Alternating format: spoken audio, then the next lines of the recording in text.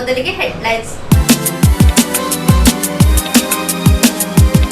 ಕುಶಾಲನಗರ ಪಟ್ಟಣದ ಅಖಿಲ ಭಾರತ ಲಿಂಗಾಯತ ವೀರಶೈವ ಮಹಾಸಭಾ ತಾಲೂಕು ಘಟಕದ ವತಿಯಿಂದ ಬಸವ ಜಯಂತಿಯನ್ನು ಆಚರಿಸಲಾಯಿತು. ಕೆಆರ್ಪೇಟೆ ಪಟ್ಟಣದಲ್ಲಿ ನೂತನವಾಗಿ ಆರಂಭಿಸಿರುವ ನ್ಯೂ ಅಪೂರ್ವ ಮಲ್ಟಿ ಸ್ಪೆಷಾಲಿಟಿ ಆಸ್ಪತ್ರೆಯನ್ನು ಲೋಕಾರ್ಪಣೆಗೊಳಿಸಲಾಯಿತು. ಕುಶಾಲನಗರ ಪಟ್ಟಣದ ಶ್ರೀ ವಾಸವಿ ಕನ್ನಿಕಾ ಪರಮೇಶ್ವರಿ ಟ್ರಸ್ಟ್ ಮತ್ತು ವಾಸವಿ ಯುವತಿ ವತಿಯಿಂದ ಉಚಿತ ಆರೋಗ್ಯ ತಪಾಸಣಾ ಶಿಬಿರ ಹಮ್ಮಿಕೊಳ್ಳಲಾಗಿತ್ತು.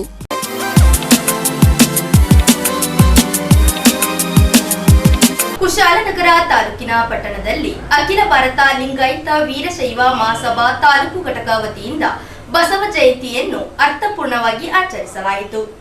ಕೊಡಗು ಜಿಲ್ಲೆಯ ಕುಶಾಲನಗರ ತಾಲೂಕಿನ ಪಟ್ಟಣದ ಅಖಿಲ ಭಾರತ ವೀರಶೈವ ಲಿಂಗಾಯತ ಮಹಾಸಭಾ ತಾಲೂಕು ಘಟಕದ ವತಿಯಿಂದ ಬಸವ ಜಯಂತಿ ಕಾರ್ಯಕ್ರಮವನ್ನು ಹಮ್ಮಿಕೊಳ್ಳಲಾಗಿತ್ತು. ಈ ಪ್ರಯುಕ್ತ ಬೈಚನಹಳ್ಳಿಯ ಶ್ರೀ ಮಾರಿಯಮ್ಮ ದೇವಾಲಯದಿಂದ ಶ್ರೀ ಜಗಜ್ಯೋತಿ ಬಸವೇಶ್ವರರ ಭಾವಚಿತ್ರಕ್ಕೆ ಪೂಜೆ ಸಲ್ಲಿಸುವ ಮೂಲಕ ಪಟ್ಟಣದ ಪ್ರಮುಖ ಬೀದಿಗಳಲ್ಲಿ ಮೆರವಣಿಗೆಯೂ ಸಾಗಿತ್ತು. ಇದೇ ಸಂದರ್ಭ ವೀರಗಾಸೆ ಕುಣಿತ ಹಾಗೂ ಮತ್ತಿತರ ಕಾರ್ಯಕ್ರಮಗಳು ನೆರವೇರಿದವು. ಕಾರ್ಯಕ್ರಮದಲ್ಲಿ ಮಹಾಸಭಾದ ತಾಲೂಕು ಘಟಕದ ಅಧ್ಯಕ್ಷರಾದ ಎಚ್.ಎಂ. ಮಧುಸೂದನ್ ಹಾಗೂ ಮುಂತಾದ ಗಣ್ಯರು ಉಪಸ್ಥಿತರಿದ್ದರು.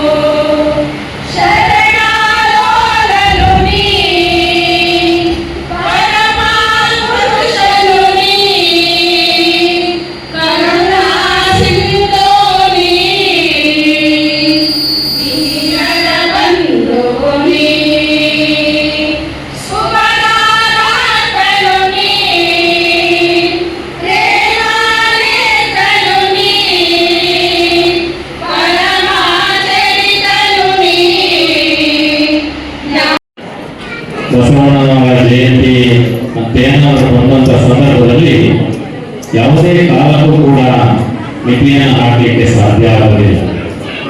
ಅಂತಹ ವಿಚಾರಗಳನ್ನು ಇರ್ತಕ್ಕಂಥ ಎರಡು ಜನ ಮಾತನಾಡಿದಂಥ ಸಿದ್ದರಾಮಯ್ಯನವರಿರ್ಬೋದು, ಗಂಗಾಧರಪ್ಪನವರಿರ್ಬೋದು, ಅವರ ವ್ಯಾಪ್ತಿಯನ್ನು ಊರಿ ತಮ್ಮೆಲ್ಲರಿಗೂ ಕೂಡ ನಮ್ಮ ತತ್ವ ಆದರ್ಶಗಳ ವಿಚಾರಗಳನ್ನು ತಿಳಿಸಿಕೊಡುವಂಥ ಪ್ರಯತ್ನವನ್ನು ಮಾಡಿದ್ದಾರೆ. ಆದರೂ ಕೂಡ ವೇದಿಕೆಯ ಹಿಂಭಾಗ ಎರಡು ಜನ ಮಹಾಪೂಜ್ಯರ ಭಾವಚಿತ್ರ ಇರ್ತಕ್ಕಂಥ ಒಂದು ಬಸವಣ್ಣನವರು, ಇನ್ನೊಂದು ಸಿದ್ದಗಂಗಾ ಸ್ವಾಮೀಜಿಯವರು. ಬಸವಣ್ಣನವರು ನಡೆ ನುಡಿ ಎರಡನ್ನೂ ಕೂಡ ವಿಚಾರವಾಗಿ ಒಂದು ವಚನಗಳ ರೂಪದಲ್ಲಿ ನಮಗೆ ಕೊಟ್ಟು ಹೋದರೆ ಅದನ್ನು ಆಚರಣೆಯ ಮುಖಾಂತರ ನಮ್ಮ ಎದುರಿಗೆ ತೋರಿಸಿಕೊಟ್ಟ ಮತ್ತು ಹೋದಂಥವರು ಸಿದ್ದಗಂಗಾ ಪರಮ ಪೂಜ್ಯ ಶಿವಕುಮಾರ ಮಹಾಸ್ವಾಮಿಗಳು. ಅವೆರಡೂ ಜನ ಮಹಾಪೂಜ್ಯರನ್ನ, ಅವರ ಆದರ್ಶಗಳನ್ನ ನಾವು ಯಾವತ್ತೂ ಕೂಡ ಆಚರಣೆ ಮಾಡಬೇಕಾಗ್ತದೆ. ಧರ್ಮಕ್ಕೂ ಕೂಡ ಸಂಸ್ಕಾರವನ್ನು ಉಳಿಸಿಕೊಂಡು ಸ್ವಲ್ಪ ಬದಲಾವಣೆಯನ್ನು ಕೊಡಬೇಕಾಗ್ತದೆ. ಯಾಕೆಂದ್ರೆ ಬದಲಾವಣೆ ಇವತ್ತು ಅತ್ಯಂತ ವೇಗವಾಗಿ ಹೋಗ್ತಾ ಇರತಕ್ಕಂಥದ್ದು. ಇವತ್ತು ತೆಗೆದಂತ ಮೊಬೈಲ್ ನಾಳೆ ಹಳೆಯಾಗ್ತದೆ, ಇವತ್ತು ಕೊಂಡುಕೊಂಡಂತ ವಾಹನ ನಾಳೆ ಹಳೆಯಾಗ್ತದೆ. ಅದೇ ರೀತಿ ಪ್ರತಿಯೊಂದು ವಸ್ತುವು ಕೂಡ ಆ ಕಾರಣಕ್ಕೆ ಧರ್ಮಕ್ಕೂ ಕೂಡ ಸಂಸ್ಕಾರವನ್ನು ಉಳಿಸಿಕೊಂಡು ಸ್ವಲ್ಪ ಬದಲಾವಣೆಯನ್ನ, ಸರಳತೆಯನ್ನು ಕೊಡಬೇಕಾಗ್ತದೆ. ಆಗ ಮಾತ್ರ ನಾವು ಅದನ್ನು ಉಳಿಸಿಕೊಂಡು ಹೋಗ್ಲಿಕ್ಕೆ ಸಾಧ್ಯ ಆಗ್ತದೆ. ಇನ್ನು ಹಳೆಯ ಚಿಂತನೆಯಲ್ಲಿ ಇಟ್ಟುಕೊಂಡು ಹೋಗ್ತಂತಹ ಸಂದರ್ಭದಲ್ಲಿ ಆ ಧರ್ಮವನ್ನು ಉಳಿಸಿಕೊಳ್ಳಲಿಕ್ಕೆ ಕಷ್ಟ ಆಗುವಂತ ಪರಿಸ್ಥಿತಿಯಲ್ಲಿ ನಾವು ಇರಬೇಕಂತದ್ದು. ಯಾಕೆಂದ್ರೆ ವೈಜ್ಞಾನಿಕವಾಗಿ ಅನೇಕ ಬದಲಾವಣೆಗಳನ್ನು ನಾವು ನೋಡ್ತಾ ಬಂದಿದ್ದೀವಿ. ಆ ವೈಜ್ಞಾನಿಕ ಬದಲಾವಣೆಯ ಜೊತೆಗೆ ಧರ್ಮವನ್ನು ನಾವು ತೆಗೆದುಕೊಂಡು ಹೋಗ್ಬೇಕು ಅಂತ ಹೇಳಿದ್ರೆ ಧರ್ಮವು ಕೂಡ ಎಲ್ಲೋ ಕಡೆ ವಿಜ್ಞಾನದ ತಳಹದಿಯಲ್ಲೇ ಇರ್ತಕ್ಕಂಥದ್ದು. ಧರ್ಮದ ಪ್ರತಿಯೊಂದು ಅರ್ಥವೂ ಕೂಡ ವಿಜ್ಞಾನದ ತಳಹದಿಯಲ್ಲೇ ಇರ್ತಕ್ಕಂಥದ್ದು. ಇವತ್ತು ನಾವು ಶಾಲಾ ಕಾಲೇಜುಗಳನ್ನ, ಶಿಕ್ಷಣ ಸಂಸ್ಥೆಗಳನ್ನ, ಅನೇಕ ಡಾಕ್ಟರ್ ಪದವಿಗಳನ್ನ ನೋಡ್ತಾ ಇದ್ದೀವಿ. ಇವ್ಯಾವು ಇಲ್ಲದಂತ ಸಮಯದಲ್ಲಿ ಬಸವಣ್ಣನವರ ಚಿಂತನೆ ಇರ್ತಕ್ಕಂಥದ್ದು. ಅವತ್ತು ಹೇಳಿದಂತ ಇವನಾಗವ ಇವನಾಗವ ಇವನಮೋ ಇವನಮೋ ಎಲ್ಲರೂ ಕೂಡ ವಚನವನ್ನು ಹೇಳ್ತೀವಿ. ಆದರೆ ಯಾರನ್ನಾದರೂ ಕೂಡ ನಾವು ಒಪ್ಪಿಕೊಳ್ಳುವಂತ ಪರಿಸ್ಥಿತಿಯಲ್ಲಿ ಇದೀಗ ಎಲ್ಲ ಶಿಕ್ಷಣವಂತರಾಗಿದ್ದೀರಿ, ಎಲ್ಲರೂ ಕೂಡ ಬದಲಾವಣೆಯನ್ನು ಬಯಸ್ತಾ ಇದ್ದೀವಿ. ಆದರೆ ಈ ಒಂದು ಚಿಂತನೆಗಳಿಗೆ ನಾವು ಹೋಗುವಂತ ವ್ಯವಸ್ಥೆಯಲ್ಲಿ ಇವತ್ತು ಕೂಡ ನಾವು ಬರಲಿಕ್ಕೆ ಸಾಧ್ಯ ಆಗ್ತಾ ಇಲ್ಲ. ಆ ಕಾರಣಕ್ಕೆ ಎಲ್ಲರೂ ಕೂಡ ವಚನವನ್ನು ಹೇಳಿದರು, ಕಳಬೇಡ ಬಲಬೇಡ ಅಂತ. ಅದಕ್ಕೆ ಸೆಕ್ಷನ್ಗಳು ಇದೆ ಅಂತ ನಾವು ಗಂಗಾಧರಪ್ಪನವರು ಹೇಳಿದರು. ಅದರಲ್ಲಿ ಕೊನೆಯಲ್ಲಿ ಬರತಕ್ಕಂಥ ಮಾತು ಇದೇ ಅಂತರಂಗ ಶುದ್ಧಿ, ಇದೆ ಬಹಿರಂಗ ಶುದ್ಧಿ. ಬಹಿರಂಗವಾಗಿ ನಾವೆಲ್ಲರೂ ಕೂಡ ಆಚರಣೆಯನ್ನು ಮಾಡ್ಕೊಂಡ್ವಿ. ಆ ಒಂದು ಏನು ದೇವಿಯ ದೇವಸ್ಥಾನದಿಂದ ಮೆರವಣಿಗೆಯನ್ನು ಮಾಡ್ಕೊಂಡು ಬಂದ್ವಿ. ಎಲ್ಲರೂ ಸುಮಾರು ಜನ ಕೆಂಪು ವಸ್ತ್ರವನ್ನು ಹಾಕೊಂಡಿದ್ವಿ. ಇವೆಲ್ಲವೂ ಕೂಡ ಬಹಿರಂಗ ಆಚರಣೆ ಆಗ್ತಕ್ಕಂಥದ್ದು. ನಂದಿ ಧ್ವಜ ಇತ್ತು, ವೀರವ್ಯಾಸ ಇತ್ತು, ಎಲ್ಲ ಕುಣಿತ ಇತ್ತು. ಪ್ರತಿಯೊಂದು ಕೂಡ ಬಹಿರಂಗ ಆಚರಣೆ. ಆದರೆ ಅಂತರಂಗದಲ್ಲಿ ಅದು ದಿನವೇ ಕೂಡ ನಮ್ಮ ಮನೆಯಲ್ಲೇ ಅದು ನಡೀಬೇಕಾಗ್ತದೆ. ನಾವು ಆಚರಣೆ ಮಾಡಬೇಕಾಗ್ತದೆ, ನಮ್ಮ ಮಕ್ಕಳಿಗೂ ಕೂಡ ಆಚರಣೆಯನ್ನು ಕಲಿಸಬೇಕಾಗ್ತದೆ. ಶಿಕ್ಷಣ ಒಂದು ಕಡೆ ಬೇಕು, ಆದರೆ ಶಿಕ್ಷಣ ಜೊತೆಗೆ ನಮ್ಮ ಮಕ್ಕಳಿಗೆ ಸಂಸ್ಕಾರವನ್ನು ಕೊಡುವಂತ ಪ್ರಯತ್ನವನ್ನು ನಾವು ಮಾಡಿದಾಗ ಮಾತ್ರ ಇಂತಹ ಎಲ್ಲ ಕಾರ್ಯಕ್ರಮಗಳಿಗೆ ಸಾರ್ಥಕತೆ ಬರ್ತಕ್ಕಂಥದ್ದು. ಆ ಸಾರ್ಥಕತೆ ಬರಬೇಕು ಅಂದ್ರೆ ನೀವೆಲ್ಲರೂ ಕೂಡ ನಿಮ್ಮ ಮಕ್ಕಳಿರ್ಬೋದು, ಮೊಮ್ಮಕ್ಕಳಿರ್ಬೋದು, ಎಲ್ಲರಿಗೂ ಕೂಡ ಶಿಕ್ಷಣದ ಜೊತೆಗೆ ಸಂಸ್ಕಾರವನ್ನು ಕೊಡುವಂತ ವ್ಯವಸ್ಥೆಯನ್ನು ಮಾಡಿ ಬರೀ ಆನಂದದ ಆಚರಣೆಗೆ, ಬಹಿರಂಗದ ಆಚರಣೆಗೆ ಮಾತ್ರ ಒತ್ತು ಕೊಡುವುದು ಬೇಡ. ಆ ಒಂದು ಸರಳತೆಯನ್ನ ಏನು ಶರಣರು ಹೇಳಿದ್ರು, ಬಸವಣ್ಣವರು ಹೇಳಿದ್ರು, ಆ ಸರಳತೆಯ ಆಚರಣೆಯಲ್ಲಿ ನಮ್ಮ ಬದುಕನ್ನ ಕಟ್ಟಿಕೊಳ್ಳುವಂತ ವ್ಯವಸ್ಥೆಯನ್ನ ಮಾಡೋಣ ಅಂತಕ್ಕಂಥ ಮಾತನ್ನು ಹೇಳ್ತಾ, ನಿಜಕ್ಕೂ ಕೂಡ ಅತ್ಯಂತ ಕ್ರಿಯಾಶೀಲವಾಗಿ ಕುಶಾಲನಗರ ತಾಲೂಕು ವ್ಯಾಪ್ತಿಯ ಅಧ್ಯಕ್ಷರಾದ ನಮ್ಮ ಮಧುಸೂದನರು ಅತ್ಯಂತ ಕ್ರಿಯಾಶೀಲವಾಗಿ ಬಹಳ ಕಷ್ಟಪಟ್ಟು ಬಹಳ ಅದ್ದೂರಿ ಕಾರ್ಯಕ್ರಮವನ್ನು ಇವತ್ತು ಮಾಡಿರ್ತಕ್ಕಂಥದ್ದು. ಕಾರ್ಯಕ್ರಮಕ್ಕೆ ಮಳೆಯೂ ಕೂಡ ಸ್ವಲ್ಪ ಅಡ್ಡಿ ಮಾಡಿದ್ರು ಕೂಡ ಯಾವುದೇ ತೊಂದರೆ ಆಗದ ರೀತಿಯಲ್ಲಿ ಕಾರ್ಯಕ್ರಮ ನಡೀತಾ ಇರ್ತಕ್ಕಂಥದ್ದು. ಇಂತಹ ಕಾರ್ಯಕ್ರಮಗಳು ಎಲ್ಲೆಡೆ ನಡೀಬೇಕಾಗ್ತದೆ. ಇವತ್ತು ಎಂಥ ಶುಭ ದಿವಸ ಅಂದ್ರೆ ದುಬೈ ನಗರದ ಮಸ್ಕಟ್ನಲ್ಲಿ ಸಿದ್ಧಗಂಗಾ ಪರಮ ಪೂಜ್ಯ ಸಿದ್ಧಲಿಂಗ ಮಹಾಸ್ವಾಮಿಗಳವರು ಅಲ್ಲಿಯ ಸಮಾಜದಲ್ಲಿ ಬಸವ ಜಯಂತಿಯನ್ನು ಆಚರಣೆ ಮಾಡ್ತಾ ಇರ್ತಕ್ಕಂಥ ದಿವಸ. ಅದೇ ಸಿದ್ಧಗಂಗಾ ಮಠದ ಶಿವಸಿದ್ದೇಶ್ವರ ಸ್ವಾಮಿಗಳು ನ್ಯೂಜಿಲೆಂಡ್ ನಲ್ಲಿ ಅಲ್ಲಿಯ ಸಮಾಜದ ಮುಖಂಡರೊಡನೆ ಇವತ್ತು ಬಸವ ಜಯಂತಿಯನ್ನು ಆಚರಣೆ ಮಾಡ್ತಾ ಇರ್ತಕ್ಕಂಥದ್ದು. ತಂದೆ ಹೆಸರು, ಮಕ್ಕಳ ಹೆಸರು ಹೇಳ್ಬೋದು, ತಾತ ಹೆಸರು. ಅವ್ರ ತಂದೆ ಹೆಸರು ಸಿದ್ದಪ್ಪ, ಬಿದ್ದಪ್ಪ, ಮುದ್ದಪ್ಪ, ಒಂದಷ್ಟು ಜನ ಹೆಸರು ಹೇಳ್ಬೋದು. ಅವ್ರ ತಂದೆ ಹೆಸರು, ಮುತ್ತಜ್ಜನ ಹೆಸರು, ಯಾವ ಮಗುನ ಹೆಸರು ಹೇಳಿಲ್ಲ. ತರಗತಿಯಲ್ಲಿ ಯಾವ ಮಗುನೂ ಸಹ ಅವ್ರ ತಂದೆ ಹೆಸರು, ಮುತ್ತಾತನ ಹೆಸರು ಯಾರು ಹೇಳಿಲ್ಲ. ನೋಡಿ ಮಕ್ಕಳೇ, ನಾನು ಎಷ್ಟು ಹೆಸರು ಹೇಳ್ತೀನಿ, ಈ ಹೆಸರು ನಿಮ್ಗೆ ಗೊತ್ತಾ ಅಂತ. ಬುದ್ಧ ನಿಮ್ಗೆ ಗೊತ್ತಾ? ಗೊತ್ತು ಸರ್. ಗಾಂಧಿ ನಿಮ್ಗೆ ಗೊತ್ತಾ? ಗೊತ್ತು ಸರ್. ಬಸವಣ್ಣ ಗೊತ್ತು ಸರ್. ಅಕ್ಮಾದೇವಿ ಗೊತ್ತು ಸರ್. ಅಲ್ಲಮಪ್ರಭು ಗೊತ್ತು ಸರ್. ಈ ಸುಮಾರು ಹೆಸರಿಗೆಲ್ಲ ಗೊತ್ತು. ನಿಮ್ಮೂರವರಲ್ಲ, ನಿಮ್ಮ ರಾಜ್ಯದವರೆಲ್ಲ, ದೂರದವರು, ಅವರ ಹೆಸರೆಲ್ಲ ನಿಮ್ಗೆ ಗೊತ್ತು.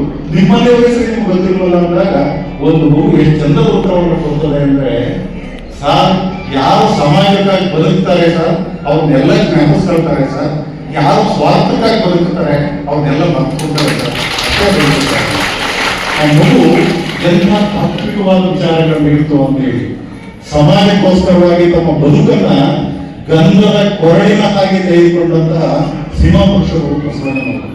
ಅವರ ವಿಚಾರಗಳು, ಅವರ ತತ್ವಗಳು ಉಂಟಲ್ಲ, ಸದಾಕಾಲ ಆ ಕಾಲಕ್ಕಿಂತಲೂ ಸಹ ಈ ಕಾಲಕ್ಕೆ ಇನ್ನು ಮುಂದೆ ಬಹಳ ಜೀವಂತ, ಬಹಳ ಮೌಲ್ಯಗಳು, ಆ ದರ್ಶನಗಳು, ಅಂತ ವಿಚಾರಗಳನ್ನ ನಾವು ಮತ್ತೆ ಜ್ಞಾಪಿಸ್ಕೊಳ್ಳೋದ್ರಿಂದ, ಅವರ ಜಯಂತಿಗಳನ್ನು ಆಚರಣೆ ಮಾಡೋದ್ರಿಂದ ಅವರನ್ನು ನಾವು ದೊಡ್ಡವರು ಮಾಡೋದಿಲ್ಲ. ಆ ಬೆಳಕಿನಲ್ಲಿ ನಾವು ನಡೆಯುವಂತಹ ಒಂದು ಪ್ರಯತ್ನ ಆಗ್ತದೆ ಎನ್ನುವಂಥದ್ದು. ಹಳೆ ಬೇರು ಹೊಸ ಚಿಗುರು, ಕೂಡಿರಲು ಮರ ಸೊಬಗು. ಹಳೆ ತತ್ವ ಹೊಸ ಯುಕ್ತಿ, ಋಷಿ ವಾಕ್ಯಗಳನ್ನೇ ಕಲೆ ವಿಜ್ಞಾನ ಮೇಳವಿಸಿ ಜಸವು ಜೀವನಕ್ಕೆ ಮುಕ್ಕುತ್ತಿಮ್ಮ ಅಂತ ಹೇಳ್ತಾರೆ ಈ ವಿಷಯಗಳು. ಒಂದು ಕಡೆ ಬೇರುಗಳು ಹಸಿಯಾಗಿದ್ದಾಗ ಮಾತ್ರ ಊರು ಬರ್ಲಿಕ್ಕೆ ಸಾಧ್ಯ, ಪಲ್ಲವಿಸಕ್ಕೆ ಸಾಧ್ಯ. ಇವತ್ತು ಬೇರುಗಳು ಕಾಣ್ತಾ ಇಲ್ಲ, ಬೇರುಗಳು ಮರೆಯಾಗಿವೆ, ಬೇರುಗಳನ್ನು ಮರ್ತುಬಿಟ್ಟಿದ್ದೇವೆ ನಾವು. ಇವತ್ತು ನಮ್ಮ ಸಂಸ್ಕೃತಿಯ ಬೇರುಗಳನ್ನು ಮರ್ತುಬಿಟ್ಟಿದ್ದೇವೆ, ಬರೀ ಹೂಗಳನ್ನು ನೋಡ್ತಾ ಇದ್ದೇವೆ. ನಮ್ಮ ಹಿಂದಿನ ಸಂಸ್ಕೃತಿ ಅನ್ನೋದು, ಪರಂಪರೆ ಅನ್ನುವಂಥದ್ದು, ಆಚಾರ ವಿಚಾರ ಅನ್ನುವಂಥದ್ದು, ನಮ್ಮ ಹಿರಿಯರ ದಾರ್ಶನಿಕ ವಿಚಾರಗಳಿದೆಯಲ್ಲ, ಬೇರುಗಳಿದ್ದ ಹಾಗೆ. ಆ ಬೇರುಗಳನ್ನು ಹಸಿಯಾಗಿರುವಂತಹ ಒಂದು ಪ್ರಯತ್ನ ಇಂತಹ ಕಾರ್ಯಕ್ರಮಗಳು. ಇಂತಹ ಕಾರ್ಯಕ್ರಮಗಳನ್ನು ಮಾಡುವ ಮುಖಾಂತರವಾಗಿ ನಮ್ಮ ಪರಂಪರೆಯ, ಸಂಸ್ಕೃತಿಯ ಆ ಒಳ್ಳೆಯ ಮೌಲ್ಯಗಳನ್ನ ಜೀವಂತವಾಗಿ ಇರುವಂತಹ ಒಂದು ಪ್ರಯತ್ನ ಇದೆ. ಆದ್ದರಿಂದ ನೀವೆಲ್ಲರೂ ಸೇರಿ ಇಂತಹ ಒಂದು ಒಳ್ಳೆಯ ಕಾರ್ಯಕ್ರಮವನ್ನು ಆಯೋಜನೆ ಮಾಡಿದ್ದೀರಿ. ಆದ್ದರಿಂದ ಮತ್ತೊಮ್ಮೆ ತಮಗೆಲ್ಲರಿಗೂ ನಾನು ನನ್ನ ನಮನಗಳನ್ನು ಸಲ್ಲಿಸ್ತೇನೆ. ನ್ಯೂಸ್ ಸಂಗಮಕ್ಕಾಗಿ doctor H M Raghukoti, Kushalnagar. Kushalnagar ಪಟ್ಟಣದ ಬಾಲಕಿಯರ ಪ್ರೌಢಶಾಲೆಯಲ್ಲಿ ನಮ್ಮ ಶಾಲೆ ನಮ್ಮ ಜವಾಬ್ದಾರಿ ಕಾರ್ಯಕ್ರಮವನ್ನು ಉದ್ಘಾಟಿಸಲಾಯಿತು. ಸರ್ಕಾರಿ ಶಾಲೆಗಳ ಅಭಿವೃದ್ಧಿ ಹಾಗೂ ಬಲವರ್ಧನೆಗಾಗಿ ಸರ್ಕಾರ ರೂಪಿಸಿರುವ ನಮ್ಮ ಶಾಲೆ ನಮ್ಮ ಜವಾಬ್ದಾರಿ ಎಂಬ ವಿನೂತನ ಪರಿಕಲ್ಪನೆಯ ಕಾರ್ಯಕ್ರಮದ ಅಡಿ ಸರ್ಕಾರಿ ಶಾಲೆಗಳ ಅಭಿವೃದ್ಧಿ ಹಾಗೂ ಶ್ರೇಯೋಭಿವೃದ್ಧಿಗಾಗಿ ಎಲ್ಲರೂ ಸಹಕಾರ ಮತ್ತು ಪ್ರೋತ್ಸಾಹ ನೀಡಬೇಕೆಂದು ಜಿಲ್ಲಾ ಶಾಲಾ ಶಿಕ್ಷಣ ಇಲಾಖೆಯ ಉಪನಿರ್ದೇಶಕ ಸಿ ರಂಗಧಾಮಪ್ಪ ಮನವಿ ಮಾಡಿದ್ದಾರೆ. ಸರ್ಕಾರಿ ಶಾಲೆಗಳಲ್ಲಿ ವ್ಯಾಸಂಗ ಮಾಡಿದ ಹಿರಿಯ ಹಳೆಯ ವಿದ್ಯಾರ್ಥಿಗಳು, ಸಂಘ ಸಂಸ್ಥೆಗಳು, ದಾನಿಗಳು, ಪೋಷಕರು, ಗ್ರಾಮಸ್ಥರು ಹಾಗೂ ನಾಗರಿಕರು ತಮ್ಮ ತಮ್ಮ ಊರು ಮತ್ತು ತಮ್ಮ ಸುತ್ತಲಿನ ಸರ್ಕಾರಿ ಶಾಲೆಗಳ ಸರ್ವಾಂಗೀಣ ಅಭಿವೃದ್ಧಿಗೆ ಹೆಚ್ಚಿನ ಸಹಕಾರ ನೀಡಬೇಕೆಂದು ಮನವಿ ಮಾಡಿದರು. ನಮ್ಮ ಶಾಲೆ ನಮ್ಮ ಜವಾಬ್ದಾರಿಯ ಕಾರ್ಯಕ್ರಮವು ಸರ್ಕಾರದ ಕನಸಿನ ಕ್ರಾಂತಿಕಾರಕ ಹಾಗೂ ಮಹತ್ವಾಕಾಂಕ್ಷೆಯ ಯೋಜನೆಯ ನಮ್ಮ ಶಾಲೆ ನಮ್ಮ ಜವಾಬ್ದಾರಿ ಸರ್ಕಾರಿ ಶಾಲೆಗಳ ಅಭಿವೃದ್ಧಿ ಬಲವರ್ಧನೆ ಕಾರ್ಯಕ್ರಮಕ್ಕೆ ಚಾಲನೆ ನೀಡಲಾಯಿತು. ಬಲವರ್ಧನೆ ಕಾರ್ಯಕ್ರಮಕ್ಕೆ ಚಾಲನೆ. ಸರ್ಕಾರಿ ಶಾಲೆಗಳಲ್ಲಿ ಕೆಲವು ವಿನೂತನ ಕಾರ್ಯಕ್ರಮಗಳನ್ನು ಹಮ್ಮಿಕೊಳ್ಳಲಾಗಿದೆ. ಶಾಲೆಯ ಅಭಿವೃದ್ಧಿಗೆ ಸರ್ಕಾರ ಉಚಿತ ಶಿಕ್ಷಣ ನೀಡುತ್ತಿದೆ ಎಂದು ಮಾಹಿತಿ ನೀಡಿದರು. ಇದೇ ಸಂದರ್ಭ ಕೂಡ್ಮಂಗ್ಳೂರು ಸರ್ಕಾರಿ ಪ್ರೌಢಶಾಲೆ ಮುಖ್ಯ ಶಿಕ್ಷಕ ಟಿ.ಜಿ. ಪ್ರೇಮ್ಕುಮಾರ್, ಸರ್ಕಾರಿ ಜೂನಿಯರ್ ಕಾಲೇಜಿನ ಉಪ ಪ್ರಾಂಶುಪಾಲರಾದ ಪರಮೇಶ್ವರಪ್ಪ, ಸಿಆರ್ಪಿ ಟಿಇ ವಿಶ್ವನಾಥ್, ಕುಶಾಲನಗರ ಪಿಎಂಶ್ರೀ ಶಾಲೆಯ ಮುಖ್ಯ ಶಿಕ್ಷಕಿ ಎಂಎಂ ಭಾರತಿ, ಕುಶಾಲನಗರ ಜೆಎಸ್ಎಸ್ ಸಂಸ್ಥೆಯ ನಿಕಟ ಪೂರ್ವ ಅಧ್ಯಕ್ಷರಾದ ಎಂಜೆ ರಜನಿಕಾಂತ್, ಚಿಂತನ ಫೌಂಡೇಶನ್ನ ಸ್ವಯಂ ಸೇವಕರಾದ ಸುನಂದ ಕುಮಾರ್, ಕೂಡಿಗೆ ಗೋವಿಂದರಾಜ್ ಸೇರಿದಂತೆ ವಿವಿಧ ಶಾಲೆಯ ಮುಖ್ಯ ಶಿಕ್ಷಕರು, ಪೋಷಕರು, ನಾಗರಿಕರು ಇದ್ದರು. ಪಾಲಿನ ಕಲ್ಪತರು ನೀನೆ, ಗಜಮುಖನೇ ಗಣಪತಿಯೇ ನಿನಗೆ ವಂದನೆ. ನಂಬಿದವರ ಪಾಲಿನ ಕಲ್ಪತರು ನೀನೆ, ಭಾದ್ರಪದ ಶುಕ್ಲಜ ಚೌತಿಯೆಂದು ನೀ ಮನೆ ಮನೆಗೂ ದಯ ಮಾಡಿ ಅರಸು ಎಂದು. ಭಾದ್ರಪದ ಶುಕ್ಲಜ ಚೌತಿಯೆಂದು ನೀ ಮನೆ ಮನೆಗೂ ದಯ ಮಾಡಿ ಅರಸು ಎಂದು. ನಿನ್ನ ಸನ್ನಿಧಾನಕ್ಕೆ ತಲೆಬಾಗಿ ಕೈಯ ಮುಗಿದು ಬೇಡುವ ಭಕ್ತರಿಗೆ ನೀ ದಯ ಸಿಂಧು. ಗಜಮುಖನೇ ಗಣಪತಿಯೇ ನಿನಗೆ ವಂದನೆ. ನಂಬಿದವರ ಪಾಲಿನ ಕಲ್ಪತರು ನೀನೆ. ಹೇಳುತ್ತೆ ನಮ್ಮ ಶಾಲೆ. ಯಾರ ಶಾಲೆ? ನಮ್ಮ ಶಾಲೆ. ಯಾವ ಶಾಲೆ? ಸರ್ಕಾರಿ ಶಾಲೆಗಳು. ಯಾಕಂದ್ರೆ ಇವತ್ತು ಭಾರತ ವಿಕಾಸ ಹೊಂದಿರತಕ್ಕಂಥದ್ದಕ್ಕೆ ಮೂಲ ಕಾರಣಗಳಲ್ಲಿ ಪ್ರಮುಖವಾಗಿ ಶಾಲೆಗಳ ಕೊಡುಗೆ ಅಪಾರವಾಗಿದೆ. ಸ್ವಾತಂತ್ರ್ಯ ಬಂದಾಗ ನಮ್ಮ ದೇಶದ ಸಾಕ್ಷರತೆ ಪ್ರಮಾಣ ಅತ್ಯಂತ ಕಡಿಮೆ ಪ್ರಮಾಣದಲ್ಲಿತ್ತು. ಆಗ ಶಾಲೆಗಳ ಮುಖಾಂತರ ಸಾಕ್ಷರತೆ ಅಂತಕ್ಕಂಥದ್ದು ಸಾಧನೆ ಆಗ್ತಾ ಎಲ್ಲರೂ ಸಾಕ್ಷರರಾಗ್ತಾ ಆಗ್ತಾ ಇವತ್ತು ದೇಶ ಹಲವಾರು ರಂಗಗಳಲ್ಲಿ ಅಭಿವೃದ್ಧಿಯನ್ನು ಸಾಧಿಸಿದೆ. ಆರ್ಥಿಕ ಪ್ರಗತಿಯಾಗಿದೆ, ಕೈಗಾರಿಕಾ ಪ್ರಗತಿಯಾಗಿದೆ, ಭೌತಿಕ ಸೌಲಭ್ಯಗಳ ಪ್ರಗತಿಯಾಗಿದೆ, ತಂತ್ರಜ್ಞಾನದಲ್ಲಿ ಪ್ರಗತಿಯಾಗಿದೆ. ಹೀಗೆ ನಾನಾ ರಂಗಗಳಲ್ಲಿ ದೇಶ ಪ್ರಗತಿಯನ್ನು ಸಾಧಿಸಲಿಕ್ಕೆ ಪ್ರಮುಖವಾಗಿರ್ತಕ್ಕಂಥ ಕಾರಣ ನಮ್ಮ ಶಿಕ್ಷಣ ಎಲ್ಲರಿಗೂ ಸಿಕ್ಕಿದ್ರಿಂದ ಈ ಒಂದು ಕ್ರಾಂತಿ ಆಗಲಿಕ್ಕೆ ಸಾಧ್ಯ ಆಯಿತು. ಇವತ್ತು ನಮಗೆ ಹಸಿವಿನ ಬಾಧೆ ಇಲ್ಲ, ರಕ್ಷಣೆಯನ್ನು ಮಾಡಿಕೊಳ್ತಕ್ಕಂಥದ್ದು ಎಲ್ಲವೂ ಸಹ ನಮಗೆ ಸಾಧ್ಯ ಆಗಿರ್ತಕ್ಕಂಥದ್ದು. ಈ ಅಕ್ಷರ ಪ್ರಪಂಚಕ್ಕೆ ಹೆಚ್ಚಿನ ಜನ ಸೇರ್ಪಡೆಯಾಗಿದ್ದರಿಂದ ಈ ರೀತಿಯ ಒಂದು ಕ್ರಾಂತಿ ಆಗಲಿಕ್ಕೆ ಸಾಧ್ಯ ಆಗಿದೆ. ನಾವೀಗ ಪ್ರಪಂಚದಲ್ಲಿ ಅತ್ಯಂತ ಮುಂಚೂಣಿಯಲ್ಲಿ ಬೆಳವಣಿಗೆ ಹೊಂದ್ತಾ ಇರ್ತಕ್ಕಂಥ ದೇಶ ಆಗಿರೋದಕ್ಕೆ ಕಾರಣ ನಮ್ಮ ಶಾಲೆಗಳು ಅಂದು ಶಿಕ್ಷಣವನ್ನು ಕೊಟ್ಟಿದ್ದರಿಂದ ಅತ್ಯಲ್ಪ ಸಮಯದಲ್ಲಿ ಈ ರೀತಿಯ ಒಂದು ಸುಭದ್ರವಾಗಿರ್ತಕ್ಕಂಥ ದೇಶವನ್ನು ಕಟ್ಟಲಿಕ್ಕೆ ಸಾಧ್ಯ ಆಗಿದೆ. ಮತ್ತು ಬೇರೆ ಬೇರೆ ಯಾವುದಾದ್ರೂ ಕಷ್ಟದಲ್ಲಿರ್ತಕ್ಕಂಥವ್ರನ್ನ ಕೈ ಹಿಡಿಯುವಂಥ ಒಂದು ದೇಶವಾಗಿ ನಮ್ಮ ದೇಶ ಹೊರಹೊಮ್ಮಿದೆ. ಇದಕ್ಕೆಲ್ಲ ಕಾರಣ ನಮ್ಮ ಶಾಲೆಗಳು. ನಮ್ಮ ಶಾಲೆಗಳು ನಮ್ಮ ಜನಗಳಿಗೆ ಆ ರೀತಿಯ ಅಕ್ಷರವನ್ನು ಕಲಿಸಿದ್ರಿಂದ, ಆ ಜ್ಞಾನಾರ್ಜನೆಯಿಂದ ಮಾಡ್ಕೊಂಡಿರ್ತಕ್ಕಂಥ ಜನವರ್ಗ ಈ ರೀತಿಯ ದೇಶವನ್ನು ಕಟ್ಟಲಿಕ್ಕೆ ಸಾಧ್ಯ ಆಗಿದೆ. ಇವತ್ತು ಏನಾಗ್ತಾ ಇದೆ ಅಂತಂದು ಹೇಳಿದ್ರೆ, ಸರ್ಕಾರಿ ಶಾಲೆಗಳಲ್ಲಿ ಮಕ್ಕಳ ಸಂಖ್ಯೆ ಕ್ಷೀಣಿಸ್ತಾ ಇದೆ. ಯಾಕೆ ಅನ್ನುವಂಥ ಪ್ರಶ್ನೆಯನ್ನು ನಾವೆಲ್ಲರೂ ಹಾಕ್ಕೊಳ್ಬೇಕು. ಆ ಪ್ರಶ್ನೆಗೆ ನಾವೆಲ್ಲ ಉತ್ತರವನ್ನು ಕಂಡುಕೊಳ್ಬೇಕು. ಆ ಉತ್ತರದ ಮುಖಾಂತರ ಮತ್ತೆ ಈ ರೀತಿ ದೇಶವನ್ನು ಕಟ್ಟಿರ್ತಕ್ಕಂಥ ಈ ಶಾಲೆಗಳಲ್ಲಿ ಮಕ್ಕಳ ಕೊರತೆ ಆಗಬಾರ್ದು ಅನ್ನುವಂಥ ಒಂದು ಧ್ಯೇಯವನ್ನು ಇಟ್ಕೊಂಡು ಎಲ್ಲರೂ ಕೆಲಸ ಮಾಡಬೇಕು ಅನ್ನೋ ಒಂದು ನೆಲೆಯಲ್ಲಿ ನಮ್ಮ ಸರ್ಕಾರ ಈ ವರ್ಷ ನಮ್ಮ ಶಾಲೆ ನಮ್ಮ ಜವಾಬ್ದಾರಿ ಅನ್ನುವಂಥ ಒಂದು ಕಾರ್ಯಕ್ರಮವನ್ನು ಆಯೋಜನೆ ಮಾಡಿದೆ. ಮುಖ್ಯವಾಗಿ ಈ ದೇಶದ ಸಂಪತ್ತು, ಈ ದೇಶವನ್ನು ಮುನ್ನಡೆಸತಕ್ಕಂತಹ ಇಂದಿನ ಮಕ್ಕಳು, ಇಂದಿನ ಪ್ರಜೆಗಳು, ಈ ದೇಶದ ಸಂಪತ್ತನ್ನ ನಾವು ಬೌದ್ಧಿಕವಾಗಿ ನಿರ್ಮಾಣ ಮಾಡಬೇಕಾಗಿರ್ತಕ್ಕಂತಹ ಅಗತ್ಯ ನಮ್ಮ ಮುಂದೆ ಇದೆ. ಅದಕ್ಕೋಸ್ಕರ ಇಲಾಖೆ ಸಾಕಷ್ಟು ಭೌತಿಕ ಸಂಪನ್ಮೂಲಗಳನ್ನ ನಮಗೆ ನೀಡ್ತಾ ಹೋಗಿದೆ. ಶಾಲೆಗಳಿಗೆ ಇವತ್ತು ಕೊಠಡಿ ಇದೆ, ಮೈದಾನ ಇದೆ, ಶಾಲೆಯಲ್ಲಿ ಗ್ರಂಥಾಲಯ ಇದೆ, ಸೈನ್ಸ್ ಲ್ಯಾಬ್ ಇದೆ, ಕ್ರೀಡಾಕೂಟ ಸಾಮಗ್ರಿಗಳಿದ್ದಾವೆ, ಲೈಬ್ರರಿ ಗ್ರಂಥಾಲಯ ಇದೆ. ಇದರ ಜೊತೆಗೆ ಇವೆಲ್ಲ ಭೌತಿಕ ಸಂಪನ್ಮೂಲಗಳು. ಇದರ ಜೊತೆಗೆ ಪ್ರೋತ್ಸಾಹದಾಯಕ ಯೋಜನೆಗಳಾಗಿರ್ತಕ್ಕಂತಹ ಉಚಿತ ಪಠ್ಯ ಪುಸ್ತಕ ವಿತರಣೆ, ಸಮವಸ್ತ್ರ, ಬಿಸಿ ಊಟ ಕಾರ್ಯಕ್ರಮ, ಕ್ಷೀರಭಾಗ್ಯ ಕಾರ್ಯಕ್ರಮ, ರಾಗಿ ಮಾಲ್ಟು, ಮೊಟ್ಟೆ ವಿತರಣೆ, ಬಾಳೆಹಣ್ಣು, ಚಿಕ್ಕಿ ವಿತರಣೆ, ಈ ತರದ ಸಾಕಷ್ಟು ಸ್ಕಾಲರ್ಶಿಪ್, ಸಾಕಷ್ಟು ಪ್ರೋತ್ಸಾಹದಾಯಕ ಯೋಜನೆಗಳಿದ್ದಾವೆ. ಇದರ ಜೊತೆಗೆ ಮಕ್ಕಳ ಪ್ರತಿಭೆಯನ್ನು ಹೆಚ್ಚಿಸಲಿಕ್ಕೆ ಪ್ರತಿಭಾ ಕಾರಂಜಿ ಕಾರ್ಯಕ್ರಮ ಇದೆ, ಶಾಲಾ ವಾರ್ಷಿಕೋತ್ಸವ ಮಾಡ್ತಾ ಇದ್ದೇವೆ, ಮತ್ತೆ ಶಾಲಾ ಶೈಕ್ಷಣಿಕ ಪ್ರವಾಸ ಇದೆ. ಈ ರೀತಿಯ ಕಾರ್ಯಕ್ರಮಗಳು ನಮ್ಮ ಶಾಲೆಗಳಲ್ಲಿ, ಸರ್ಕಾರಿ ಶಾಲೆಗಳಲ್ಲಿ ನಿರಂತರವಾಗಿ ನಡೀತಾ ಇದೆ. ಎಲ್ಲೋ ಒಂದು ಕಡೆ ಮಗು ಸಂಪೂರ್ಣವಾಗಿ ಇಲ್ಲಿಂದ ವಿದ್ಯಾಭ್ಯಾಸವನ್ನು ಪಡೆದು ಈ ದೇಶದ ಉನ್ನತ ಹುದ್ದೆಯನ್ನು ಅಲಂಕರಿಸತಕ್ಕಂಥ ಎಲ್ಲ ಆಯಾಮಗಳನ್ನು ನಮ್ಮ ಸರ್ಕಾರಿ ಶಾಲೆ ಕೊಡ್ತಾ ಇದೆ. ಇಷ್ಟೆಲ್ಲ ಭೌತಿಕ ಸಂಪನ್ಮೂಲಗಳನ್ನು ಉಪಯೋಗಿಸಿಕೊಂಡು ನಾವು ಬೌದ್ಧಿಕ ಸಂಪನ್ಮೂಲವನ್ನು ಮಕ್ಕಳಲ್ಲಿ ಹೆಚ್ಚಿಸಬೇಕಾಗಿದೆ.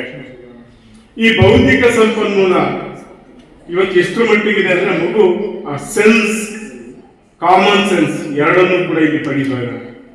ಒಂದು ಕಡೆ ಈ ಎಲ್ಲ ಇವತ್ತು ನೋಡಿ ಶಿಕ್ಷಕರು ಒಂದು ಕಡೆ, ನಾವು ಒಂದು ಸ್ವಲ್ಪ ಹಿಂದಿನ ಶಿಕ್ಷಕರು ಸಾಂಪ್ರದಾಯಿಕ ಮೆಥಡ್ ಅಲ್ಲಿ B.Ed ಅನ್ನ ಮಾಡಿದ್ವಿ, D.Ed ಅನ್ನ ಮಾಡಿದ್ವಿ. ಇತ್ತೀಚೆಗೆ 2002 ಇತ್ತೀಚೆಗೆ ಆಧುನಿಕ ತಂತ್ರಜ್ಞಾನವನ್ನು ಬಳಸಿ ತರಬೇತಿಯನ್ನು ಪಡ್ಕೊಂಡಿದ್ದಾರೆ. ಕಂಪ್ಯೂಟರ್ ಶಿಕ್ಷಣ ಇದೆ, ತಂತ್ರಜ್ಞಾನದಿಂದ ಪಾಠವನ್ನು ಮಾಡ್ತಕ್ಕಂತಹ ಎಲ್ಲ ಅರ್ಹತೆಗಳನ್ನು ನಮ್ಮ ಶಿಕ್ಷಕರು ಇತ್ತೀಚೆಗೆ ಹೊಂದಿದ್ದಾರೆ. ಹಾಗಾಗಿ ಸರ್ಕಾರಿ ಶಾಲೆಯಲ್ಲಿ ಓದ್ತಕ್ಕಂತಹ ಯಾವ ಮಗುವೂ ಕೂಡ ಜೀವನದಲ್ಲಿ ಎಡುವುದಿಲ್ಲ.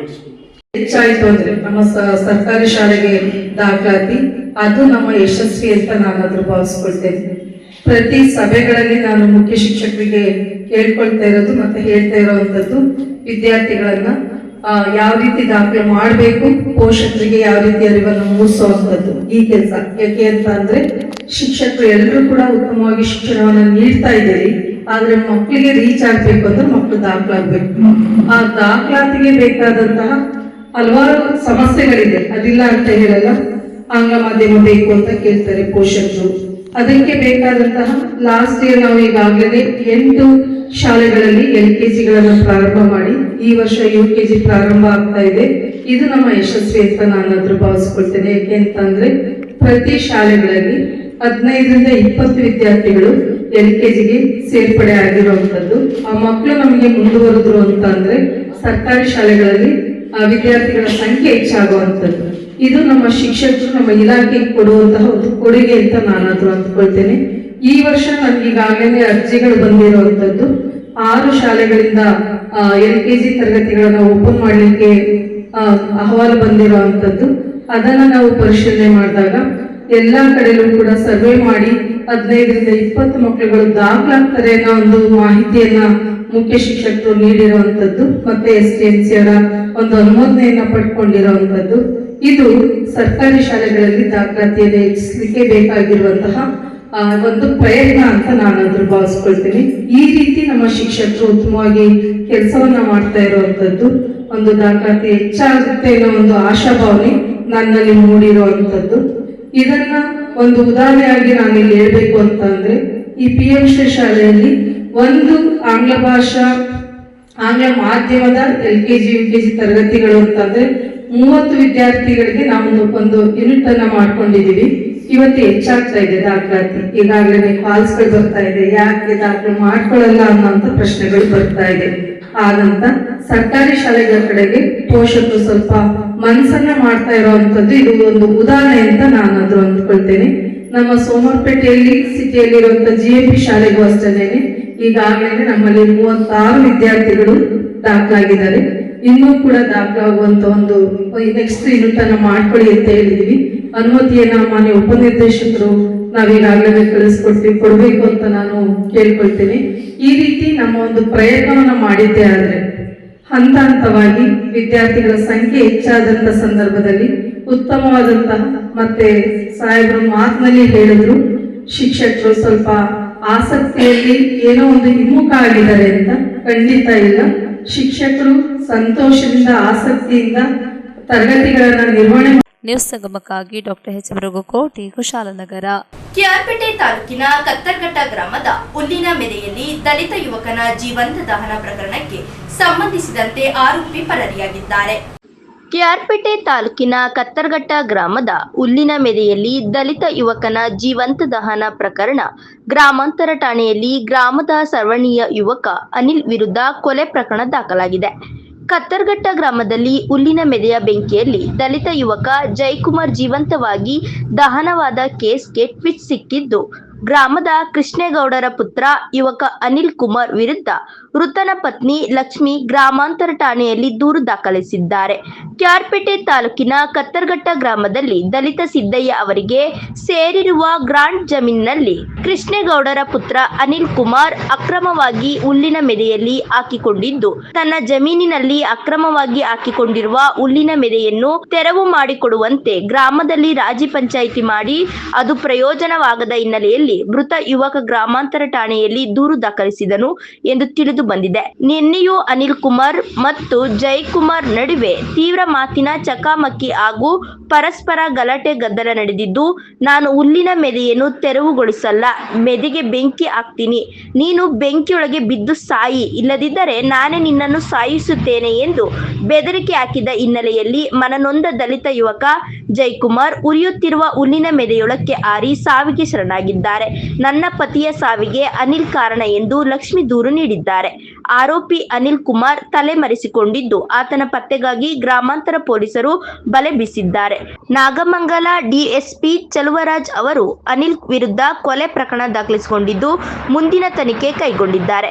ಕೆಆರ್ಪೇಟೆ ಪಟ್ಟಣದ ದೊಡ್ಡಶೆಟ್ಟಿ ಲಕ್ಷ್ಮಮ್ಮ ಸ್ಮಾರಕ ಸಾರ್ವಜನಿಕ ಆಸ್ಪತ್ರೆಯಲ್ಲಿ ಇಂದು ಜಯಕುಮಾರ್ ಅವರ ಮೃತದೇಹದ ಮರಣೋತ್ತರ ಪರೀಕ್ಷೆ ನಡೆಸಿ ಮೃತರ ವಾರಸುದಾರರಿಗೆ ಮೃತದೇಹವನ್ನು ಹಸ್ತಾಂತರಿಸಲಾಯಿತು. ಛಲವಾದಿ ಮಹಾಸಭಾದ ಜಿಲ್ಲಾಧ್ಯಕ್ಷ ಮಾಬಳ್ಳಿ ಜಯರಾಮ್, ತಾಲೂಕು ಅಧ್ಯಕ್ಷ ಉಚ್ಚನಹಳ್ಳಿ ನಟರಾಜ್, ದಲಿತ ಮುಖಂಡರಾದ ಚನ್ನಕೇಶವ, ರಂಗಸ್ವಾಮಿ, ಬಂಡೆಹೊಳೆ ರಮೇಶ್, ಗ್ರಾಮಾಂತರ ಠಾಣೆ ಇನ್ಸ್ಪೆಕ್ಟರ್ ಆನಂದ್ ಗೌಡ, ದಲಿತ ಯುವ ರೈತ ಮೃತ ಜಯಕುಮಾರ್ ಪತ್ನಿ ಲಕ್ಷ್ಮಿ, ಇಬ್ಬರು ಪುಟ್ಟ ಮಕ್ಕಳು ಸೇರಿದಂತೆ ಮೃತರ ಬಂಧುಗಳು ಹಾಗೂ ಕತ್ತರ್ಘಟ್ಟ ಗ್ರಾಮಸ್ಥರು ಉಪಸ್ಥಿತರಿದ್ದರು. ಇಂದು ಸಂಜೆ ಕತ್ತರ್ಘಟ್ಟ ಗ್ರಾಮದಲ್ಲಿ ಮೃತದೇಹದ ಅಂತ್ಯ ಸಂಸ್ಕಾರವು ಸಾವಿರಾರು ಜನರ ಸಮ್ಮುಖದಲ್ಲಿ ನಡೆಯಿತು. ನ್ಯೂಸ್ ಸಂಗಮಕ್ಕಾಗಿ ಡಾಕ್ಟರ್ ಕೆಆರ್ ನೀಲಕಂಠ, ಕೆಆರ್ಪೇಟೆ. ಕುಶಾಲನಗರ ಪಟ್ಟಣದ ಶ್ರೀ ವಾಸವಿ ಕನ್ನಿಕಾ ಪರಮೇಶ್ವರಿ ಟ್ರಸ್ಟ್ ಮತ್ತು ವಾಸವಿ ಯುವತಿ ವತಿಯಿಂದ ಉಚಿತ ಆರೋಗ್ಯ ತಪಾಸಣಾ ಶಿಬಿರ ಹಮ್ಮಿಕೊಳ್ಳಲಾಗಿತ್ತು. ಶ್ರೀ ವಾಸವಿ ಕನ್ನಿಕಾ ಪರಮೇಶ್ವರಿ ಟ್ರಸ್ಟ್ ಮತ್ತು ವಾಸವಿ ಯುವತಿಯರ ಸಂಘದ ವತಿಯಿಂದ ನಾರಾಯಣ ಹೆಲ್ತ್ ರವರ ಸಹಯೋಗದೊಂದಿಗೆ ಆರೋಗ್ಯ ತಪಾಸಣಾ ಶಿಬಿರವನ್ನು ಆಯೋಜಿಸಲಾಗಿತ್ತು. ಕಾರ್ಯಕ್ರಮದ ಅಧ್ಯಕ್ಷತೆಯನ್ನ ವಾಸವಿ ಯುವತಿಯರ ಸಂಘದ ಅಧ್ಯಕ್ಷರಾದ ಸ್ನೇಹ ನಿತಿನ್ ರವರು ವಹಿಸಿದ್ದರು. ಕಾರ್ಯಕ್ರಮದಲ್ಲಿ ಬಿಪಿ, ಶುಗರ್ ಮತ್ತಿತರರ ತಪಾಸಣೆಯನ್ನ ಮಾಡಲಾಯಿತು. ಇದರ ಸದುಪಯೋಗವನ್ನ ಸಾರ್ವಜನಿಕರು ಪಡೆದುಕೊಂಡರು. ಕಾರ್ಯಕ್ರಮದಲ್ಲಿ ವಾಸವಿ ಯುವಜನ ಸಂಘದ ಅಧ್ಯಕ್ಷರಾದ ಪ್ರವೀಣ್ ಕೆ, ನಿತಿನ್ ಎನ್ ಗುಪ್ತಾ, ಯುವತಿಯರ ಮಂಡಳಿಯ ನಿಕಟಪೂರ್ವ ಅಧ್ಯಕ್ಷರಾದ ಪ್ರತಿಮಾ ರಾಘವೇಂದ್ರ, ಕವಿತಾ ಪ್ರವೀಣ್, ನಿರ್ದೇಶಕರಾದ ರಂಜಿತಾ ಶ್ರೇಯಸ್ ಇತರರು ಇದ್ದರು. ನಾನು ಡಾಕ್ಟರ್ ಹರ್ಷಿತಾ ಅಂತ ನಾರಾಯಣ ಹೃದಯಾಲಯದಿಂದ ಬಂದಿದ್ದೀವಿ. ನಾವು ಇವತ್ತು ವಾಸವಿ ಟ್ರಸ್ಟಿಂದ ಆಯೋಜಿಸಲಾಗಿರುವಂಥ ಒಂದು ಹೆಲ್ತ್ ಕ್ಯಾಂಪ್ನ ಆರ್ಗನೈಸ್ ಮಾಡ್ಕೊಂಡಿದ್ದೀವಿ. ಇಲ್ಲಿ ನಾವು ECG, ಮೇನಾಗಿ ECG, BP and blood sugar ಲೆವೆಲ್ನ ಚೆಕ್ ಮಾಡ್ತಿದ್ದೀವಿ. ಎಲ್ಲರೂ ಬಂದು ಈ ತಪಾಸಣೆಗೆ ಬಂದು ಭಾಗಿಯಾಗಿ ಅಂತ ಕೇಳ್ಕೊಂಡು ವಾಸವಿ ಕಲಿಕಾ ಟ್ರಸ್ಟ್ ಹಾಗೂ ವಾಸವಿ ಯುವತಿಯರ ಸಂಘದಿಂದ ಇವತ್ತು ನಾವು ನಾರಾಯಣ ಹೃದಯದ ಜೊತೆ ಸೇರಿ ಒಂದು ಹಾರ್ಟ್ ಚೆಕಪ್ ಕ್ಯಾಂಪ್ನ ಆರ್ಗನೈಸ್ ಮಾಡಿದ್ದೀವಿ. ಇವಾಗ ಎಲ್ಲರಿಗೂ ಕಾಮನ್ ಆಗಿ 30 ವರ್ಷಕ್ಕೆ ಎಲ್ಲ ಹಾರ್ಟ್ ಅಟ್ಯಾಕ್ಸು ಎಲ್ಲ ಬರ್ತಾರೆ. ಹಾಗಾಗಿ ಒಂದು ಫ್ರೀ ಚೆಕಪ್ ಮಾಡ್ತಿದ್ದೀವಿ. ಎಲ್ಲರೂ ಇದರಿಂದ ಉಪಯೋಗ ತೊಗೊಂಡು ಎಲ್ಲರೂ ಅವ್ರ ಆರೋಗ್ಯನ ನೋಡ್ಕೊಳ್ಳೋದಕ್ಕೆ ಹೆಲ್ಪ್ ಆಗಲಿ ಅಂತ ಇದನ್ನು ಆರ್ಗನೈಸ್ ಮಾಡಿದ್ದೀವಿ. ಎಲ್ಲರೂ ಬಂದು ಎಲ್ಲರೂ ಸಹಕರಿಸಿ ಅಂತ ಹೇಳ್ತೀವಿ. ನ್ಯೂಸ್ ಸಂಗಮಕ್ಕಾಗಿ doctor H M Raghukoti, Kushalnagar. KR Pete ಪಟ್ಟಣದಲ್ಲಿ ನೂತನವಾಗಿ ಆರಂಭವಾದ ನ್ಯೂ ಅಪೂರ್ವ ಮಲ್ಟಿ ಸ್ಪೆಷಾಲಿಟಿ ಲೋಕಾರ್ಪಣೆಗೊಂಡಿದೆ. ಆರೋಗ್ಯ ಭಾಗ್ಯಕ್ಕಿಂತ ಮಿಗಿಲಾದ ಭಾಗ್ಯವು ವಿಶ್ವದಲ್ಲಿಯೇ ಯಾವುದೂ ಇಲ್ಲವಾದ್ದರಿಂದ ಶ್ರೀಸಾಮಾನ್ಯರು ತಮ್ಮ ಅಮೂಲ್ಯವಾದ ಆರೋಗ್ಯದ ಬಗ್ಗೆ ಎಚ್ಚರ ವಹಿಸಬೇಕು ಎಂದು ತುರುವಿನಕೆರೆ ಕ್ಷೇತ್ರದ ಮಾಜಿ ಶಾಸಕರಾದ MD ಲಕ್ಷ್ಮೀನಾರಾಯಣ ಹೇಳಿದರು. ಅವರು ಕೆಆರ್ಪೇಟೆ ಪಟ್ಟಣದ ಮೈಸೂರು ರಸ್ತೆಯ APMC ಮಾರುಕಟ್ಟೆ ಮುಂಭಾಗದಲ್ಲಿ ನೂತನವಾಗಿ ಆರಂಭವಾದ ನ್ಯೂ ಅಪೂರ್ವ ಮಲ್ಟಿ ಸ್ಪೆಷಾಲಿಟಿ ಆಸ್ಪತ್ರೆಯನ್ನು ಲೋಕಾರ್ಪಣೆಗೊಳಿಸಿ ಮಾತನಾಡಿದರು. ಇಂದಿನ ದಿನಮಾನದಲ್ಲಿ ಗ್ರಾಮೀಣ ಪ್ರದೇಶದಲ್ಲಿ ಮಹಿಳೆಯರು ಮತ್ತು ಮಕ್ಕಳು ಸೇರಿದಂತೆ ಹಿರಿಯ ನಾಗರಿಕರು ಹಲವಾರು ಆರೋಗ್ಯ ಸಮಸ್ಯೆಗಳಿಂದ ಬಳಲುತ್ತಿದ್ದಾರೆ. ರಕ್ತದೊತ್ತಡ, ಸಕ್ಕರೆ ಕಾಯಿಲೆ, ಕ್ಯಾನ್ಸರ್, ಜ್ವರ, ಶೀತದಂತಹ ಕಾಯಿಲೆಗಳು ಸರ್ವೇ ಸಾಮಾನ್ಯವಾಗಿವೆ. ಆದ್ದರಿಂದ ಕುಡಿಯಲು ಶುದ್ಧವಾದ ನೀರನ್ನು ಬಳಸಿ ರುಚಿಯಾದ ಆಹಾರ ಪದಾರ್ಥಗಳನ್ನು ಸೇವಿಸಿ ಅಮೂಲ್ಯವಾದ ಆರೋಗ್ಯದ ರಕ್ಷಣೆಗೆ ಮುಂದಾಗಬೇಕು ಎಂದು ಲಕ್ಷ್ಮೀನಾರಾಯಣ್ ಕಿವಿಮಾತು ಹೇಳಿದರು. ಮೈಸೂರಿನ ಸುತ್ತೂರು ಮಠದ ಪೀಠಾಧಿಪತಿಗಳಾದ ಶ್ರೀ ಶಿವರಾತ್ರಿ ದೇಶಿಕೇಂದ್ರ ಸ್ವಾಮೀಜಿಗಳು ಕಾರ್ಯಕ್ರಮದ ದಿವ್ಯ ಸಾನ್ನಿಧ್ಯ ವಹಿಸಿ ಕೆಆರ್ಪೇಟೆ ತಾಲೂಕು ಕೇಂದ್ರದಲ್ಲಿ ಮೈಸೂರು, ಬೆಂಗಳೂರು ಮಹಾನಗರಗಳಲ್ಲಿ ಇರುವಂತಹ ಮಲ್ಟಿ ಸ್ಪೆಷಾಲಿಟಿ ಆಸ್ಪತ್ರೆಯು ಗ್ರಾಮೀಣ ಪ್ರದೇಶದ ಜನರಿಗೆ ಉತ್ತಮವಾದ ಆರೋಗ್ಯ ಸೇವೆ ನೀಡಲು ಆರಂಭವಾಗಿರುವುದು ಸಂತೋಷದ ವಿಷಯವಾಗಿದೆ.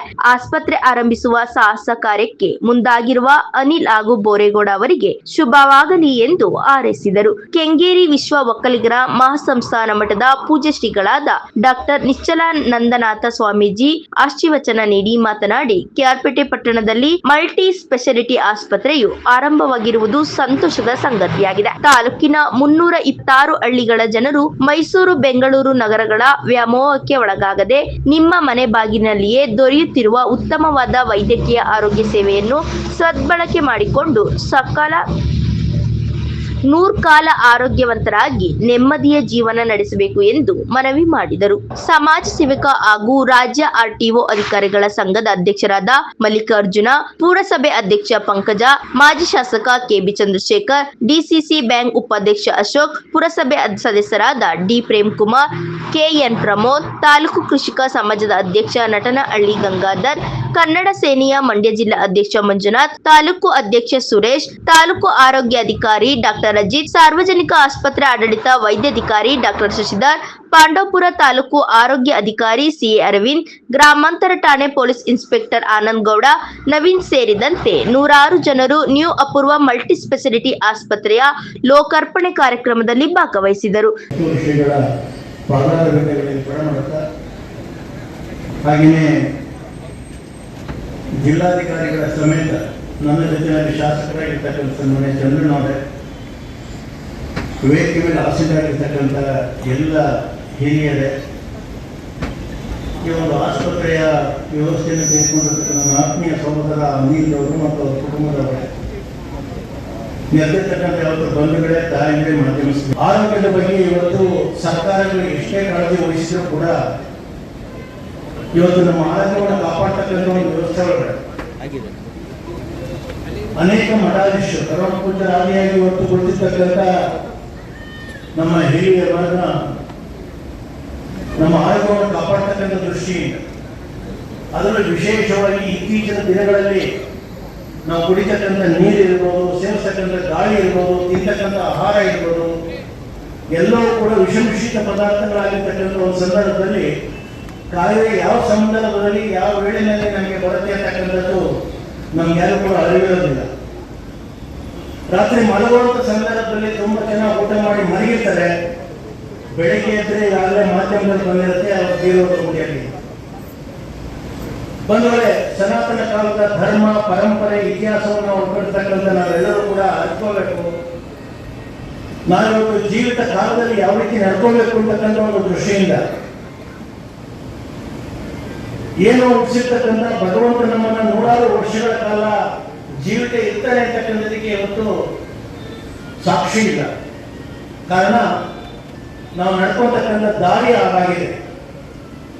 ನಮ್ಮೆಲ್ಲರಿಗೂ ಕೂಡ ಒಂದು ಗುರು ಬೇಕು, ನಮ್ಮ ಸಾಧನೆಗೆ ಒಂದು ಗುರಿ ಬೇಕು ಅಂತಕ್ಕಂಥ ಒಂದು ದೃಷ್ಟಿಯಿಂದ ಇವತ್ತು ನನ್ನ ಸಹೋದರ ಅನಿಲ್ ತೀರ್ಥದಿಂದ ಬಂದು ಮಂಡ್ಯದಲ್ಲಿ ಸುಸಜ್ಜಿತವಾಗಿರ್ತಕ್ಕಂಥ 2 ಹೋಟೆಲ್ಗಳನ್ನು ಮಾಡಿ ಇವತ್ತು ಕೆಆರ್ಪೇಟೆಯ ಹಾಗೂ ಸುತ್ತಮುತ್ತಲಿನ ತಾಲೂಕು ಜಿಲ್ಲೆಯ ಜನರಿಗೆ ಆರೋಗ್ಯವನ್ನು ಕೊಡಬೇಕು ಅಂತಕ್ಕಂಥ ಒಂದು ದೃಷ್ಟಿಯಿಂದ ಒಂದು ಅದ್ಭುತವಾಗಿರ್ತಕ್ಕಂಥ ನ್ಯೂ ಅಪೂರ್ವ ಸೂಪರ್ ಸ್ಪೆಷಾಲಿಟಿ ಆಸ್ಪತ್ರೆಯನ್ನ ನಿಮ್ಮೆಲ್ಲರ ಸೇವೆಗೋಸ್ಕರ ಪ್ರಾರಂಭ ಮಾಡಿರ್ತಕ್ಕಂಥದ್ದು. ಅದರಲ್ಲೂ ವಿಶೇಷವಾಗಿ ಪರಮ ಪೂಜ್ಯರ ಶುಭ್ರ ಹಸ್ತದಿಂದ ಇವತ್ತು ಉದ್ಘಾಟನೆ ಆಗಿರ್ತಕ್ಕಂಥದ್ದು ನಮ್ಮೆಲ್ಲರ ಸುದೈವ ಅಂತಕ್ಕಂಥ ಮಾತನ್ನ ಈ ಸಂದರ್ಭದಲ್ಲಿ ಹೇಳಿಕೆ ಇಷ್ಟಪಟ್ಟಿರ್ತಕ್ಕಂಥದ್ದು. ನ್ಯೂ ಅಪೂರ್ವ ಸೂಪರ್ ಸ್ಪೆಷಾಲಿಟಿ ಆಸ್ಪತ್ರೆಯನ್ನು ಇವತ್ತು ಪ್ರಾರಂಭಿಸಲಾಗ್ತಾ ಇದೆ. ಮಾತನಾಡಿದ ಮುಂದೆ ಬಂದು ಆಸ್ಪತ್ರೆಯನ್ನು ನಡೆಸುವಂತಹ ಜವಾಬ್ದಾರಿಯನ್ನು ತೆಗೆದುಕೊಂಡಿದ್ದಾರೆ. ಮಾತಾಡ್ತಾ ತಿಳಿಸಿದ್ರು, ಮನುಷ್ಯನಿಗೆ ಆರೋಗ್ಯ ಮುಖ್ಯವಾದಂತಹ ಶರೀರ ಮಾಧ್ಯಮ ಎಲ್ಲದನ್ನು ಸಾಧನೆ ಮಾಡುತ್ತೆ. ಮನುಷ್ಯ ಏನೇ ಸಾಧನೆ ಮಾಡಬೇಕು ಕೂಡ ಆತನಿಗೆ ಉತ್ತಮವಾದಂತಹ ಆರೋಗ್ಯ ಬಹಳ ಮುಖ್ಯವಾದಂತಹ. ಮಾತಾಡ್ತಾ ಹೇಳಿದ್ರು, ಇವತ್ತು ಕಲುಷಿತವಾದ ವಾತಾವರಣಗಳ ಕಾರಣದಿಂದಾಗಿ ಆರೋಗ್ಯದಲ್ಲಿ ವೈಪರೀತ್ಯಗಳು ಉಂಟಾಗ್ತವೆ. ನಾವು ಯಾವ ಭೂಮಿಯಿಂದ ಬೆಳೆಯನ್ನು ಬೆಳೀತೇವೋ ಅದನ್ನೇ ರಾಸಾಯನಿಕ ಯುಕ್ತವಾಗಿ ಮಾಡಿ ಮೊಳಕೆಯಲ್ಲೇ ಒಂದು ಧಾನ್ಯದ ಜೊತೆಗೆ ವಿಷಯವನ್ನು ರೂಢಿಸ್ತಾ ಇರುವಂತಹ ವ್ಯವಸ್ಥೆ ಇವತ್ತು ನಿರ್ಮಾಣ ಆಗಿದೆ. ಒಂದು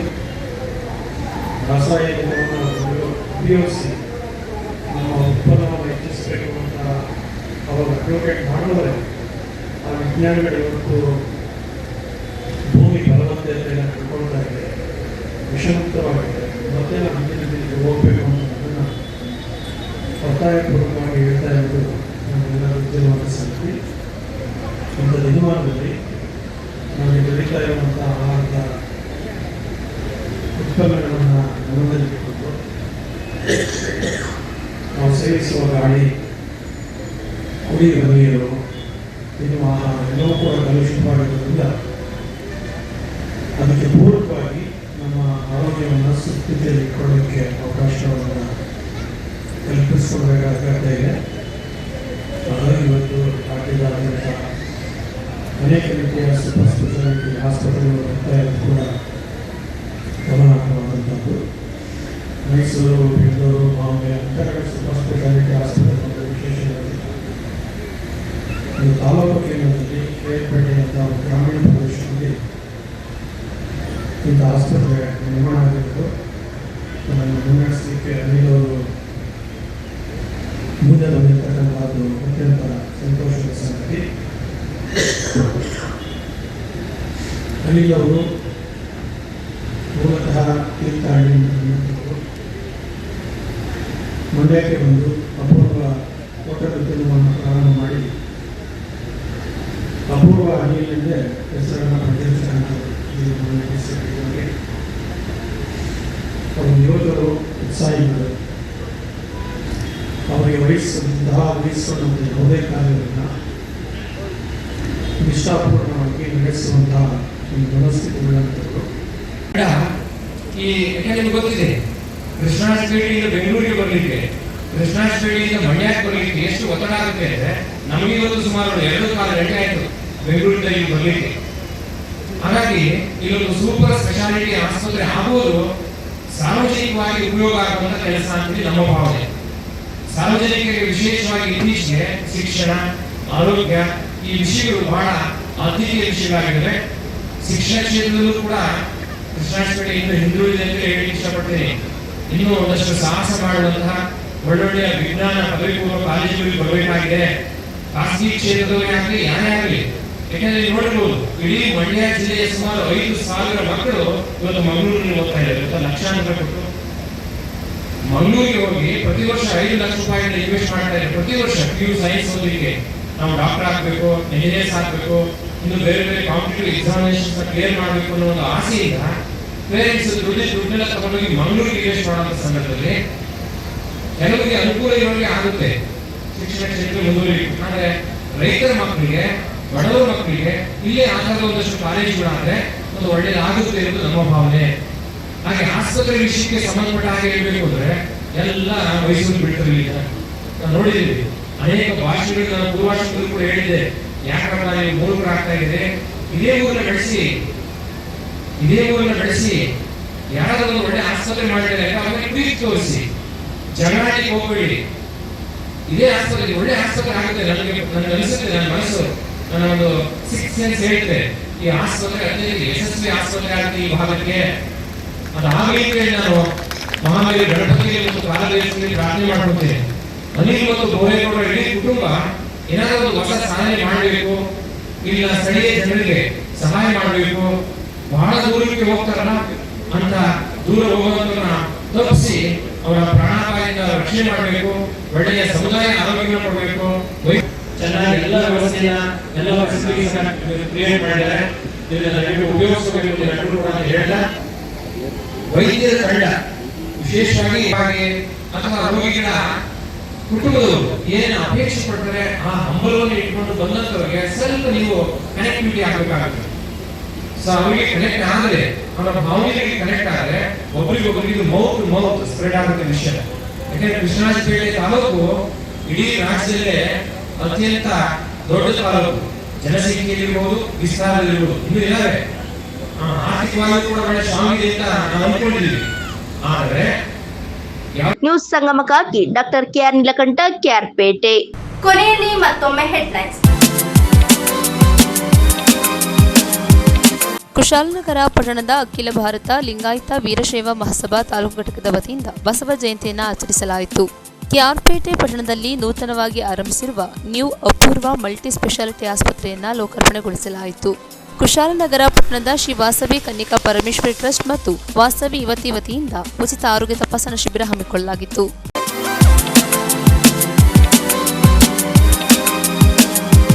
ಇಲ್ಲಿಗೆ ನ್ಯೂಸ್ ಸಂಗಮ ಮುಕ್ತಾಯವಾಯಿತು. ಸುದ್ದಿ, ಮಾಹಿತಿ, ಮನರಂಜನೆಗಾಗಿ ನೋಡ್ತಾ ಇರಿ ಸಂಗಮ ಟಿವಿ. ವಂದನೆಗಳೊಂದಿಗೆ ಲಾವಣ್ಯ ಕೀರ್ತಿ, ಬೈಲ್ಕುಪ್ಪ.